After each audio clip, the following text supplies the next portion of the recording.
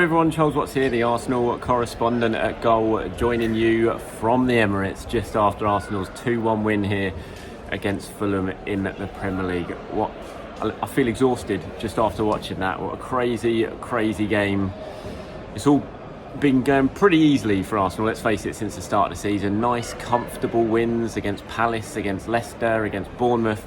It was anything but comfortable today. But having said that, I think this win will do Arsenal so much good, potentially far more good than the previous three had done, because all last season they struggled to come back from behind. They only did it once in the Premier League in that game against Wolves, and to have done it already this season, the first time that they've gone behind this season, to come back and win that game, mentally that is going to do them so much good, and they deserved it as well. It was a good point. It wasn't, far from pretty at times, never hit the heights that they did in their last home game here against Leicester in terms of attacking. Thought Fulham played well, they defended very well, but Arsenal were definitely the better team. Fulham went ahead obviously 1-0 just after half time, and Arsenal were just looking like they're really stepping up the pressure. You kind of felt like the goal was feeling like it was inevitable for Arsenal, and then suddenly sucker punch, awful mistake from Gabriel. Just had the ball under no pressure, took too many touches. Mitrovic ended up robbing him, goal 1-0. Just awful from Gabriel. Something that he's got to cut out from his game, because he's such a good defender, Gabriel. But he's just prone to those little lapses of concentration where he just takes one or two touches too many and gets himself in trouble, and he did that again today. And it nearly cost Arsenal, and he needs to sort that out. If he wants to become top, world-class centre-back, that's the sort of thing he needs to cut out from his game.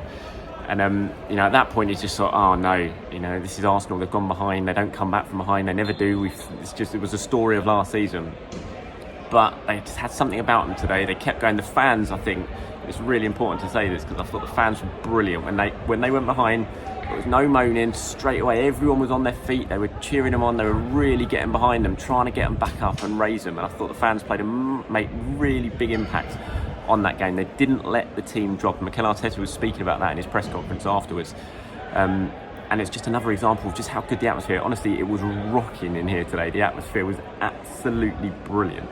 And the scenes at the end when the goal went in, just fantastic. But anyway, that was 1-0, Gabriel's error. And then Martin Odegaard, who was Arsenal's best player by an absolute mile. He was brilliant, Martin Odegaard, today.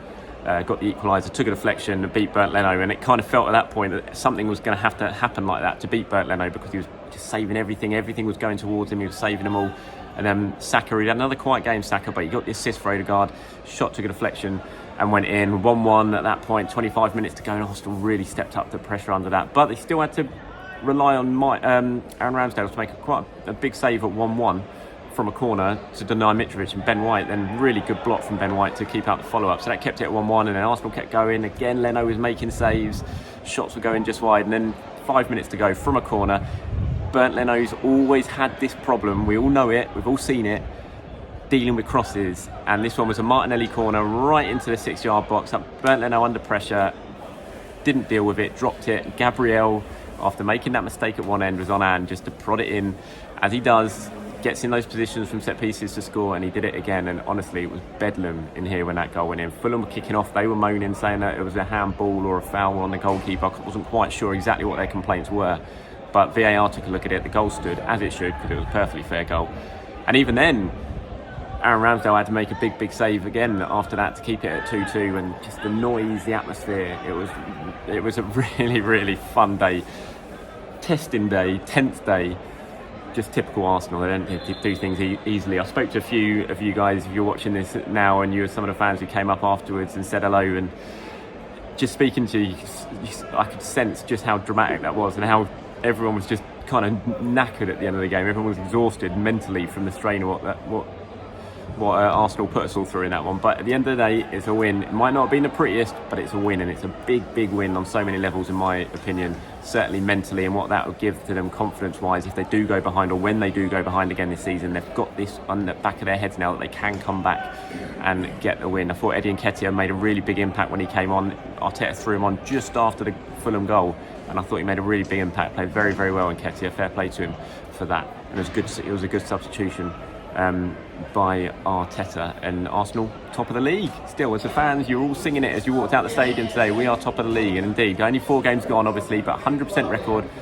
First time since 2003, 2004 or 2004, 2005 that Arsenal started with 4 straight Premier League wins. It's we've got Villa to come on Wednesday. Obviously, the disappointment. We've got to wait and see exactly what's wrong with Thomas Partey and Kieran Tierney, who missed out today with injuries. We'll to wait and see how bad those injuries are. Fingers crossed they're not too bad, because there's no doubt that they are two huge misses for Arsenal, and we need to get those players back as soon as possible. But that was the only real negative today. Another positive, another win, top of the league, 100% record, and fun times. Okay, we'll have a look now at some player ratings, shall we? I mean, it wasn't the best performance for Arsenal. Like I said, it wasn't like we've seen from them since the start of the season. Some of these games, the free-flowing football, anything like that. They didn't play great. I didn't think they were awful by any means, but they weren't great. And so I think the ratings are going to reflect that. But we'll start around Ramsdale. Really big performance from Ramsdale. He had Leno at the other end. All the pressure because of that. The whole narrative of Leno versus Ramsdale, and the fact Leno was playing well at the other end, making lots of saves. Ramsdale kept his head down, kept concentrated, made some big saves when he had to, and then Leno makes a mistake right at the end, and then soon after that Ramsdale makes a big save at the other end. So really good afternoon for Aaron Ramsdale. Fair play to him for that. I'm going to give him 8 out of 10. Ben White, I thought, played really well at right back again, made a really big block at 1-1 after Ramsdale had made one save and the ball bounced out. Really good save from him, a really good block from him. I'm going to give Ben White 7 out of 10. William Saliba, I thought, was excellent once again. Really good pictures of celebrations for Saliba after Gabriel's goal. Actually, I've put them on my Twitter account, so go and have a look at them if you haven't seen them already. Just shows exactly how much he's loving it here and how into it is. He was celebrating like it was his own goal. Saliba, I'm going to give 8 out of 10 as well. I thought he played really commanding centre-back performance once again, barely put a foot wrong. Gabriel, weird game from villain to hero, and but I know he got the winner, but I'm still going to give him 6 out of 10 because it was such a bad mistake at the other end. And he needs to cut that out of his game, like I said, and he did it a couple of times, and he was up against a tough opponent. Mitrovic's going to cause centre-backs all sorts of problems this season because of his physicality and everything, but you just don't want to give a player like Mitrovic that sort of opportunity. Just clear your lines, don't get caught, and he's got to cut that out of his game. So I'm going to give Gabriel 6 out of 10. Tierney, 6 out of 10. First start for him was always going to be a little bit tough. He's not played much football. But when you look at Tierney at the moment and you compare him to Zinchenko, you look at Tierney and you think, yeah, you're very much a left back. But when you look at Zinchenko, he just gives so much more in terms of everything, not just at left back. Obviously, he's almost more of a left midfielder, and the way he comes in and his guile, his creativity, and Arsenal miss Zinchenko today, no doubt about it. And that's not, I didn't think Tierney played particularly badly. I just thought, in terms of what Zinchenko brings to the team as a whole, I thought Arsenal really missed his presence today. But I didn't think Tierney was awful or anything like that. I'm going to give Tierney 6 out of 10. Mohamed El-Neni, I'm going to give 6 out of 10. He does what El-Neni does when he plays. He was neat and tidy. He didn't really give the ball away. He kept things moving, but he's just not Thomas Partey. Arsenal just missed Thomas Partey. They missed that passing ability. They missed that midfielder from deep who can split the lines of his passing forwards rather than sideways or backwards. And El-Neni, he wasn't bad by any means, but he was just El-Neni, and that's not a criticism. It's just Arsenal missed Thomas Partey. There's no other way to say it. So El-Neni, I'll give 6 out of 10. Xhaka, I'm going to give 6 out of 10 as well. Not Xhaka's best performance so far this season, but still, didn't really do much wrong today, Xhaka, so he gets 6 out of 10. Bukayo Saka, I'm going to give 6 out of 10. Not a great performance from Saka. Again, Arsenal need him to start performing. Need him to get back to his top level at the moment, because he's not been there this season. He did get the assist for Odegaard's goal, which might do him a bit of good. Missed a good chance in the first half, which Leno saved. But yeah, Arsenal need a bit more from Saka at the moment. So he gets 6 out of 10. Martin Odegaard, my man of the match. He was brilliant. Got the equaliser, but it's just all round game. He always looked like being the player who was going to make a difference for Arsenal. Was going to be the one who was going to get them back in the game or do something special. And yes, it was a bit of luck about the goal, but he absolutely deserved that with his performance. So Odegaard, man of the match. He gets 8 out of 10 from me. Martinelli, 6 out of 10 again, or maybe 6.5, just because I think he deserves a little bit more than Saka, because I thought he was better, but he was still, and yeah, maybe 7 out of 10 for Martinelli, just because I don't think I can really give him the same mark as Saka, because he was definitely better than Saka today. So yeah, 7 out of 10 for Gabby. Jesus, frustrating day for Jesus. My fault. I captained him in my fancy Premier League team, so he was always going to not score. So yeah, I take the blame for this one. He got booked as well.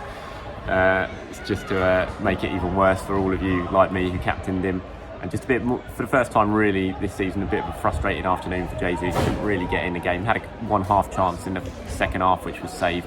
But other than that, just not the best. There's 3 subs for Arsenal, and Nketiah, like I said, made a big impact. I'm going to give him a 7 out of 10 for half an hour cameo that he produced, and the other two right late on, Tomiyasu and Holding in the 89th minute, just to see the game out, which they did. So they're the ratings from today. Let me know if you agree with them, disagree with them, as always, in the comments below.